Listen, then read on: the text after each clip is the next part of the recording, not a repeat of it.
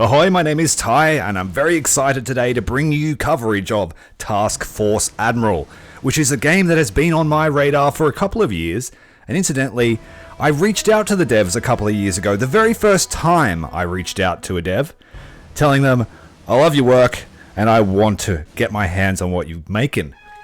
Task Force Admiral sees you as, you guessed it, the admiral of a task force, a US task force, set during World War II. The demo has a single scenario editor. You've got Fleet Defense, which is a little mini game where you can control one of the Wildcats. But today we're going to play one of the single scenarios, which will see us fight a pivotal battle against the Japanese. Let's get into the briefing. Hit like and subscribe for more. The game is currently in Kickstarter, and in the time that it took to make this video, the Kickstarter went from 70,000 Australian dollars to 110,000 Australian dollars. Which is quite the show of interest from the Naval community, and this game looks like it's going to really honor the dream of a proper naval simulator. The demo gives us access to one scenario of Cranes and Patriots, featuring the Yorktown and Lexington. It's early morning on May 8th, 1942. Task Force 17, under the command of Vice Admiral Fletcher, has been roaming the Coral Sea for 7 days in an attempt to prevent a Japanese invasion of Port Moresby. The carriers USS Yorktown and USS Lexington were quite active and successful the day before. The American air groups managed to sink a light Japanese carrier with minimal losses, forcing the invasion force to loiter in fear of facing overwhelming odds on its way around the New Guinean Peninsula.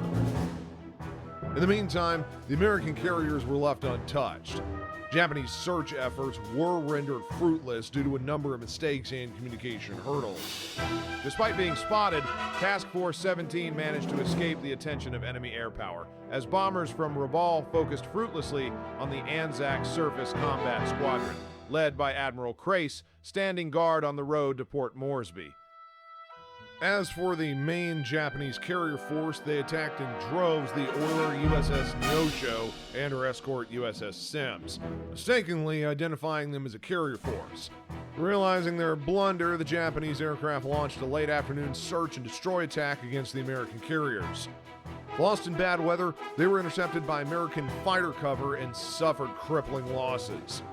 Plus, to add insult to injury, they came across their target in darkness on their way home and even tried to land, mistaking the American carriers for their own.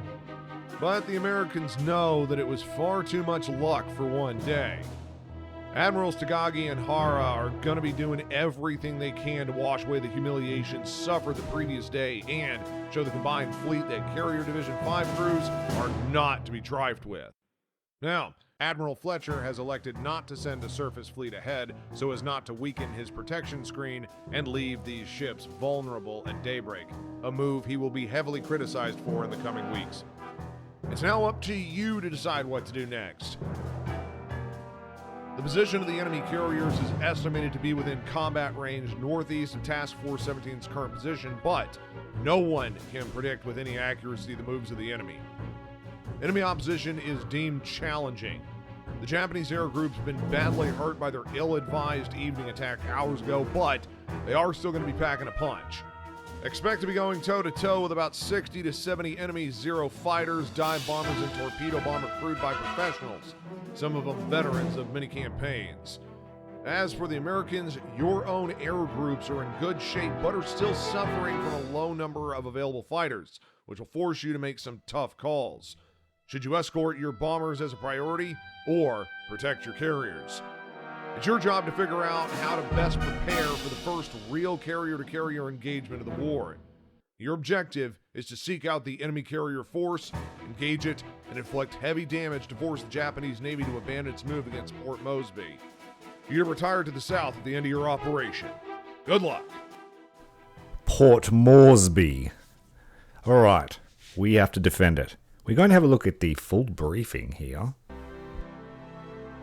Now, there's something in the briefing there that I perked my ears up, is that Fletcher was criticized for not separating off a surface fleet to try and engage the carriers.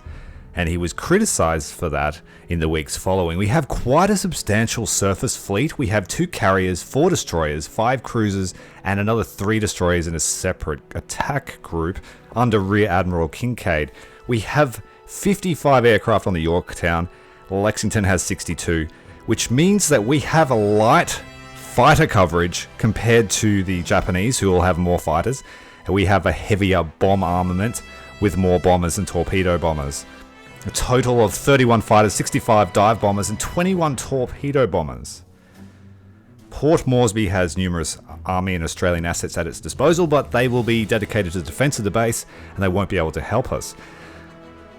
The Japanese always sought a decisive battle against the Americans. And so what I'm thinking today is that we try to fight fire with fire, so to speak, and we are going to do something that Fletcher did not. We're going to try and separate off our surface fleet to try and find the Japanese at night. We have 6 hours until daybreak, and if our surface fleet is able to find the Japanese carriers at night, we will be able to launch an attack that will give the Japanese their decisive battle. Unfortunately, it just won't go the way that they want it to. We are going to expect a large composite air carrier group, mirroring ours, with up to 80 aircraft of all three types. We also have a risk of scout planes and seaplanes. By 1942, it was pretty clear that the aircraft carrier was the new superweapon of the naval forces. The battleship had reached obsolescence. But aircraft carriers at the time still had one major weakness. They couldn't launch air operations at night with any real effectiveness.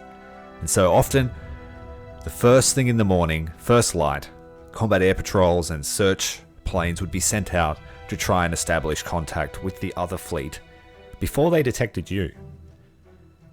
Once your fleet was detected, you would put up all your strike aircraft that you could afford and attempt to try and take them out. Standard duties included setting up combat air patrol areas to try and intercept scout planes, and setting up effective search grids based on prior intelligence, or in some cases, pure guesswork. But today we are going to take the initiative. We're going to try and do better than Task Force 17 did in reality. So rather than waiting for the Japanese to find us, we are going to change up history a little bit and try something a little bit unconventional. Something that Fletcher was criticized for in the coming weeks. So, it's going to take some planning. We're going to seize the initiative, be hyper aggressive, and hopefully repay the Japanese for their crimes at Pearl Harbor. And that brings us to the plotting room, where all the dastardly plots happen. Bringing up the map here, we can see that our task force is in a southerly course. The enemy carriers were estimated to be somewhere in that red circle. And we are going to send a force there to try and intercept them before they leave that area. We have to estimate where they could be, and hope that we don't run into them in the middle of the night with our carrier force. We're going to separate off all of our heavy cruisers. We have quite a few of them, 5 in total. We also have 8 destroyers that will remain with the task force carriers to provide some kind of anti-air screen. Taking advantage of the US radar, if we can cross this distance before daybreak and get a solution on where the Japanese are, we can have a strike group prepared and ready to launch at dawn, circumventing all of the combat air patrols and the scouting needed. And this is where the aircraft carriers were at their weakest, before they could get their shield up. And that's what we want to take advantage of today. So I'm going to set up the screen properly for my carrier task force, bringing 2 lines of destroyers in a ring around them, fairly close. They won't have as much AA power as the cruisers, so we need to make sure that we find the Japanese before they find us. The secondary effect that our cruisers separating from our main task force will have is that once the Japanese detect a task force and they're able to launch aircraft, they will prioritize the force that is closest to their capital ships. And that will give my aircraft enough time to cross the distance and keep our position hidden from the enemy. They won't be able to launch attacks onto my carrier task force when they're preoccupied with another surface force.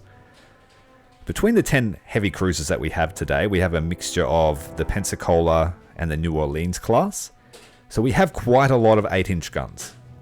The Japanese destroyers, if we can catch them with their pants down, they won't have time to launch their long-lance torpedoes. And if we can get into position to be ahead of their formation at some stage, we will have the initiative in all aspects. We have over 100 aircraft available. And I'm thinking that if we can find them before 6 AM, and I've got at least an hour to ready up the aircraft, we should be able to have the entire arsenal of US Navy aircraft falling on the heads of the Japanese. The problem with this is, if the attack fails, and they find my carriers will be largely defenseless because we will have no one at home. They will be all out taking the glory. Setting up the cruiser for Task Force to be in a diamond formation for now.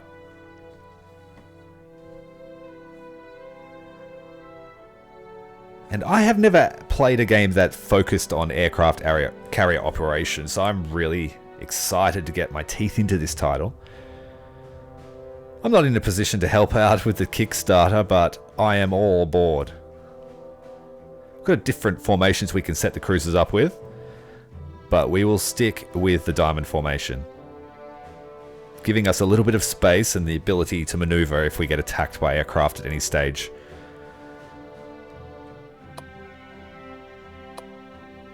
If we concentrate our firepower too, we may be able to penetrate the carrier's surface fleet defense and have a go at them with surface guns. Alright, so 3 minutes into the game and we are set up.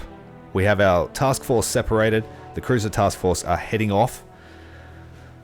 And we're going to keep them close enough that we can launch an air cover screen if we need to.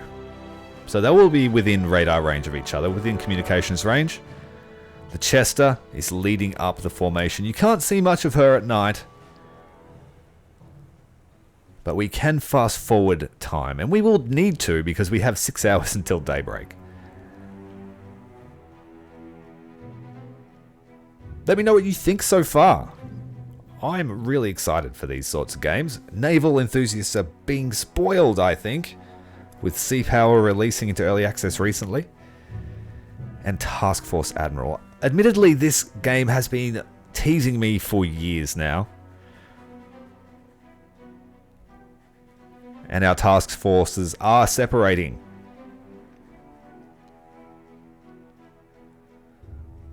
So I'm trying to set their speed up so that they sort of arrive where they need to go at the same time.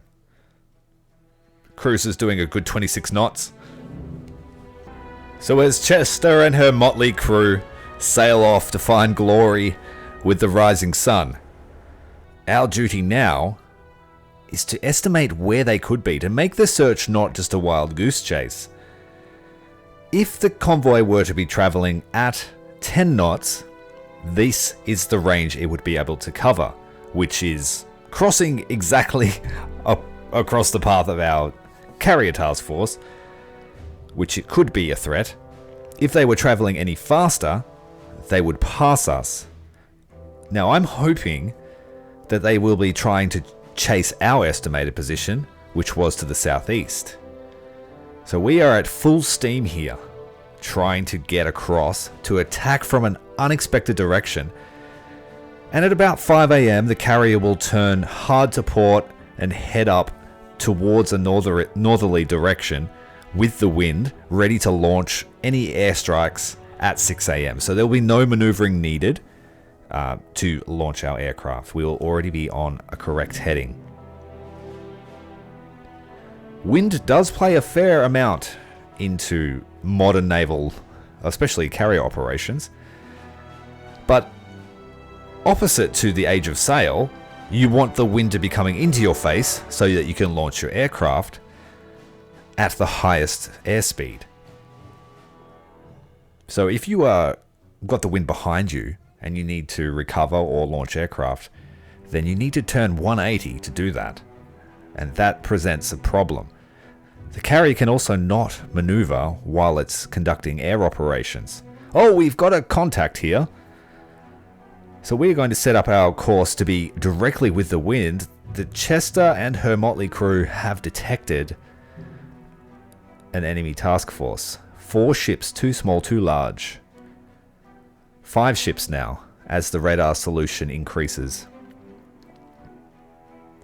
Okay, we have detected them, and they went in a southeasterly direction, and they are traveling with the wind at 15 knots. So in 1 hour, 6:15, this is their estimated position. This is where they will be. And our cruisers will arrive there at 6 o'clock. So our cruisers will hit the rear of their formation at this speed. And we are already traveling at 28 knots. So let's slow it down and try and arrive at the same time. They will obviously detect us if they've got their radars on. I'm not sure how the Japanese radar is modeled in this game. We ran into a technical issue. The game crashed and I forgot to start recording again. But some chaos has happened. Our cruiser task force is now engaged in a gun battle with the Japanese aircraft carrier task force, and we are scrambling an attack as quickly as possible. We've set every single aircraft on board, both the Lexington and the Yorktown, in an airstrike. Early spotting, so the ships, all these ships' aircraft are being put up on the deck and they're being fueled and armed as quickly as possible. It's going to take 30 minutes, so operation started approximately 90 seconds ago. The Lexington appears to be faster than the Yorktown, but it may be because of different aircraft numbers. But under the pale moon glow of the Coral Sea, the Americans have the initiative already. The Japanese carriers cannot react at the moment. They could be trying to marshal up their aircraft too, but I think they're limited to a 6 a.m. launch. So our cruisers have 30 minutes to get the work done while we ready up our aircraft. Our estimated time of launch is actually 6:15. It's going to take a while. Spotting is due to finish at 6:01, and the launches will start straight afterwards. That will take 15 minutes to get all aircraft off the ship. And we also have them set to deferred launch. So all of the aircraft will loiter in the area until everybody is airborne and we can move as a cohesive package. I hit time acceleration while I was in the plot room and we lost a cruiser. The Chester is down. But it's so hard to manage everything and watch the battles when you split up like I have. So maybe that's just a skill issue, who knows. But Naval Strike 1 is filling the deck. Naval Strike 2 is similarly filling the decks of our other carrier. And as the sun rises, the Americans are chomping at the bit to get a slice of revenge.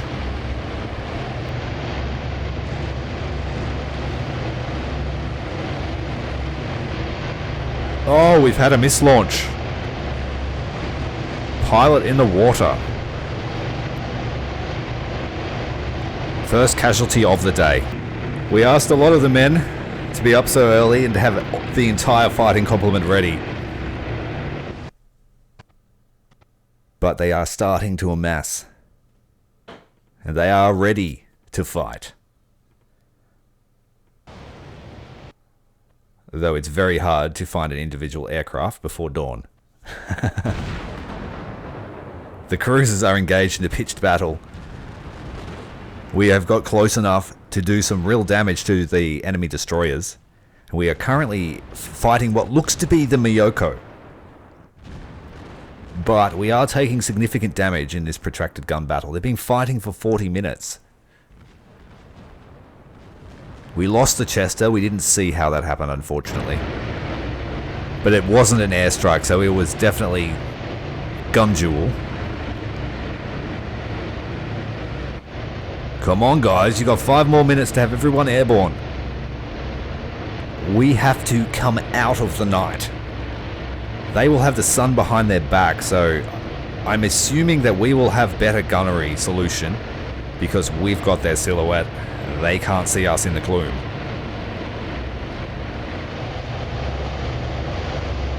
And as our aircraft emerge from the blackness, the Japanese will truly be food for the rising sun. Or something philosophical, I don't know.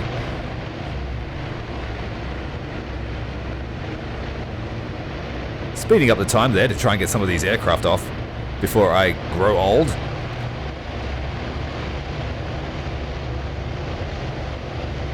But we are slightly behind schedule. I've put a little bit too much pressure on the crews of both the carriers. They will all get an extra ration of ice cream if we can make this work. I'd give them rum, but you know, you're not allowed to have it in the US Navy. For some reason. Just can't fathom why you couldn't have rum on a boat. If that's wrong, feel free to correct me. We are 5 minutes behind schedule, but the last of our aircraft are about to be airborne.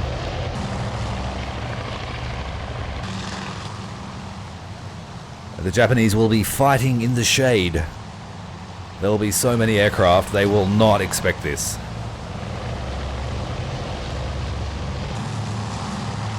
I mean, they're already at full battle stations because of the cruiser task force up their butt.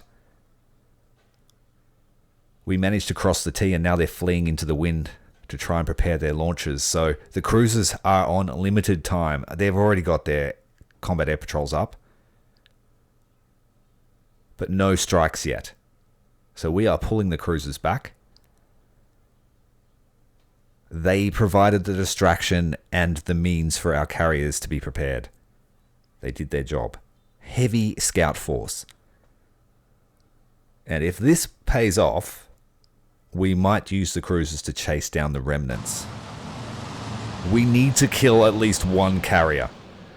We are blowing our wad all at once. Every single fighter is running escort, so I'm hoping that the fighters will be able to engage all of the scrambled aircraft from the Japanese side. That is the hope. And we have weather on our side as our forces ascend into the cloud bank. We can't really see much, but that will work for us rather than against us. By the time we get to target, the sun should be up enough to see where we're dropping our bombs.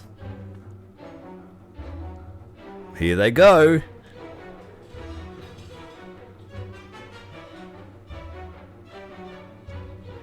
And just hope that the destroyers can present enough of an AA screen if needed. That is confirmed that we've managed to split up the Miyoko and her sister ship, the Haguro. And the carriers are running due north. So this is working. We're driving a wedge right into their screen, right in, popping the bubble. Time on target, 6:19. We are behind schedule.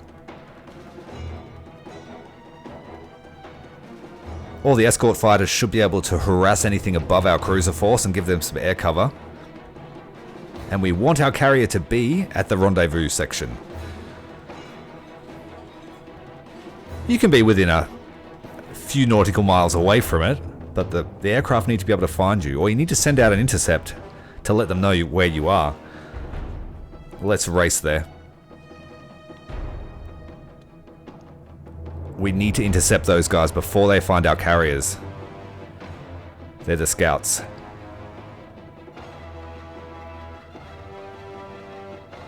Because any attack, they may be able to redirect it to our carrier task force. Portland is now leading the charge. Oh no, they're not. She's at the back. She's supposed to be the flag after losing the Chester.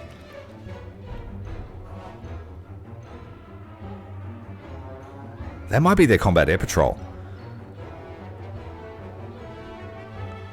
Alright, the carrier is now running due west. She's still not ready. She might be turning about. She might still be running through that turn. I'm not sure. She was heading north before. We might have confused her. Alright, the first clash. This combat air patrol from the Japanese probably weren't expecting to see so many aircraft on their way. But that is the art of war, my friends. Do the unexpected. Seize the day. The Japanese Zeros are like, what are we going to fight? As the Wildcats peel off to deal with that combat air patrol. The roar of the Dauntlesses. It's music to my ears. Yeah, that combat air patrol has no hope. They are scrambling to do something. They are just got Wildcats all over them. We do not give the Japanese the chance to use their speed and agility. Just swarm them. Bonsai them back. It looks like our cruisers are really messed up in their formation. I tried to give a tactical order and it just completely destroyed their navigation. I don't know how to turn off the tactical order. That's a skill issue. Our cruisers' damage control teams are really earning their income. Despite the loss of one cruiser, we are now pushing the Japanese back. Their screen was not expecting a pre-dawn engagement. It was a very ballsy move on the part of Fletcher. A reversal of history. And this might be the key to a strategic victory in the theatre. And our swarm of Dauntless are about to cross over the Miyoko, who is crippled. She's floundering.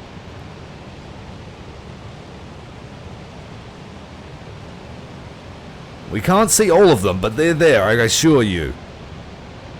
I wish there were a better way to track your individual aircraft. I don't know how they filmed that film clip because I can't track the camera on an aircraft. That's my one small gripe so far, but this is a demo. Despite that, the Miyoko is putting up anti-air, probably radar guided, but the chances of hitting any of those aircraft at that altitude through a cloud bank while you're crippled are slim. Alright, our torpedo bombers have run ahead and they have descended down to torpedo altitude. Oh, that was a ballsy move there. The TBF launching its... I'm not sure what torpedo this thing's using, but American torpedoes were not great.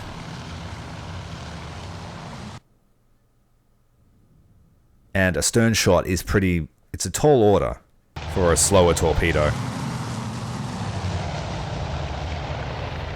Our second attack here coming from the starboard side. They've dropped with a lot of lead, so that gives this carrier a lot of options to get away. One thing I really like about Japanese carriers is the design of their smokestack, hanging off the starboard side there. Not messing up the deck. Though, being a starboard gunner behind those funnels would be absolute murder on the lungs, I think. Away go the torpedoes on the port side. We have a pincer. 3 sides. A claw of torpedoes. I cannot see the trails, but we know the fish are there. One destroyer trying desperately to defend her mothership. And that was a miss with those torpedoes, which are running from right to left, but it seems. That's unfortunate. No luck with the torpedoes thus far. But where are our dive bombers? They should be here any moment. I have more torpedo trails on the starboard side of the carrier near the destroyer. I can see them. 3 torpedoes. I'm not sure how well that'll translate along to YouTube. Here come the dive bombers.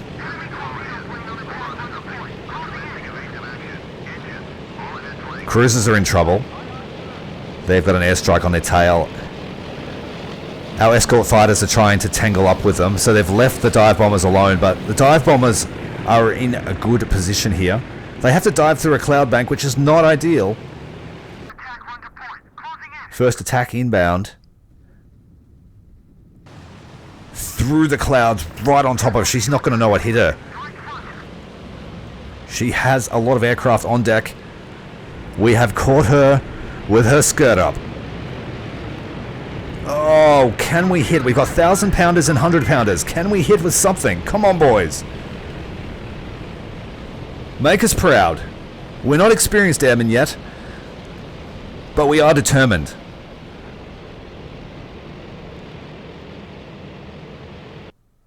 Our escort fighters doing a fantastic job of stopping this raid on the cruisers. It's high stakes and it's not even 7 AM yet. We have been fighting for a good hour to the loss of one cruiser. So we need to make sure that that loss is not for nothing.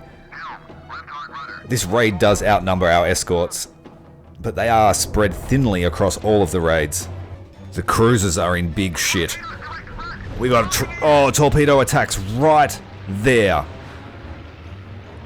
Come on, boys. You really need to thread the needle here. Don't keep going. Turn back to port, you buggers. Fuck, they took hit.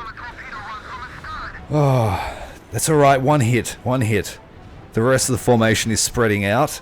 They should be okay. All of those torpedoes are converging on one section, so we're safe. But that... Oh, we took a rear hit. Could have been worse. They did a good job to get out of the way of the brunt of that spread. But the gunners are having an absolute hard time tracking the angles that the Japanese are coming from. Who are they going for? It's hard to tell. Oh, we've got dive bombers. So, these guys are our meat shield. They've taken the brunt of the damage, and they've taken the first wave of airstrikes away from our carrier.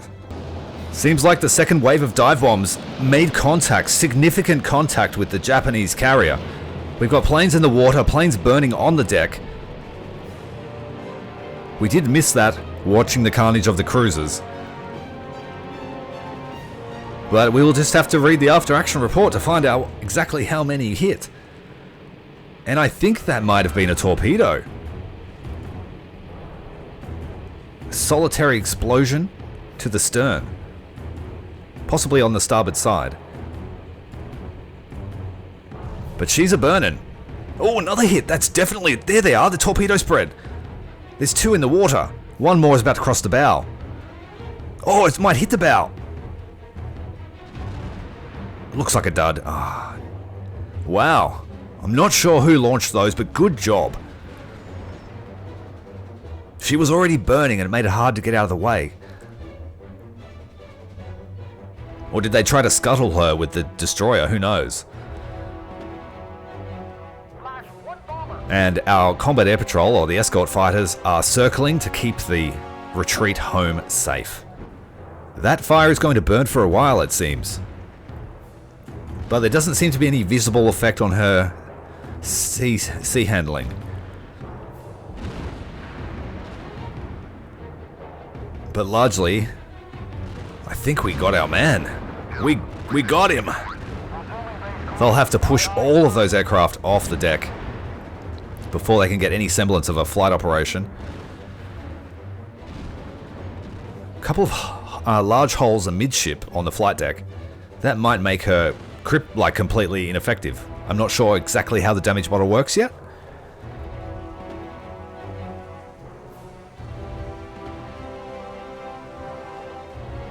These guys are freaking out because I told them to turn simultaneously, and I need to turn that off, reattach and return to nav. And I think that'll fix it. Yeah, it fixed it. Now I think one of the carriers is still active, so we have to be aware of a second wave. But I'm charging the cruisers straight after them now. I'm going to run them down. They are slightly faster than us, I believe. So we keep those 8-inch shells falling on their heads all day. Miyoko is still underway, but very slowly and away from her task force. So she's done.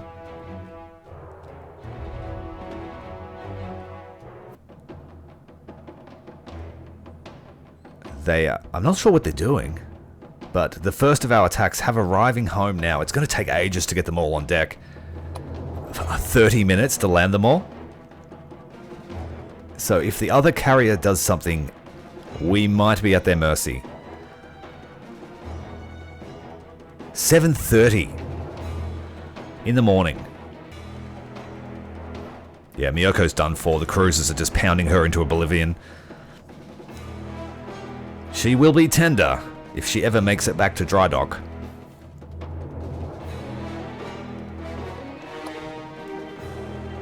Yeah, the debriefing. Let's look at the mission log. Oh, we have 1 damage and 1 missing Wildcat. 9 bombs hit the 1 CV. Very good. Very good. We had lots of bombs though. So, statistics-wise, it's not so great, but it's enough.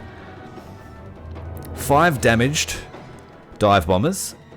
14 damaged dive bombers. And a killed in action. So we had a really good day for our air wing.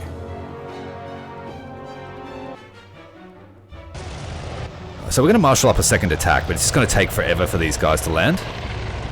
Ah, Simpak has directed us to fully disengage and relocate to a secure area. We've won, and it's not even 8 AM. Accompany us to Intelligence Shack to review the details. Woohoo! Success! For the first time since Pearl Harbor, the tide truly has turned, and decisively. With the attack on Port Moresby repelled with heavy losses, the enemy has turned tail and is now questioning the validity of its expansion plans in the South Pacific, as the Japanese Navy and Army casualties number in the hundreds, if not thousands. As High Command devises new and creative ways to make the best use of our local superiority, it seems the enemy may be coming back for another round, this time at Midway. Morale and experience gained in the Coral Sea put us in the perfect position to rain calamity on the enemy's parade. And we have turned history around. So, Asashio the destroyer, Oshio the destroyer, Haguro, Miyoko was damaged, Shokaku and Zuikaku were damaged. Enough. We had significant defeat on the Japanese air wings, 21 Zeros, 11 B5s, and 13 D3A1s, for the cost of 6 Wildcats. We did lose the Chester. That, my friends, is our first look at Task Force Admiral. Dry Dock Dreams Games, thank you very much for letting me know about the demo as soon as it was available. I appreciate your work. Great stuff, guys. If you would like to see more of this content as the game releases, make sure you're subscribed to the channel. I have plenty of naval combat that you can look at, including sea power. Until next time, Commander Tyrael, out.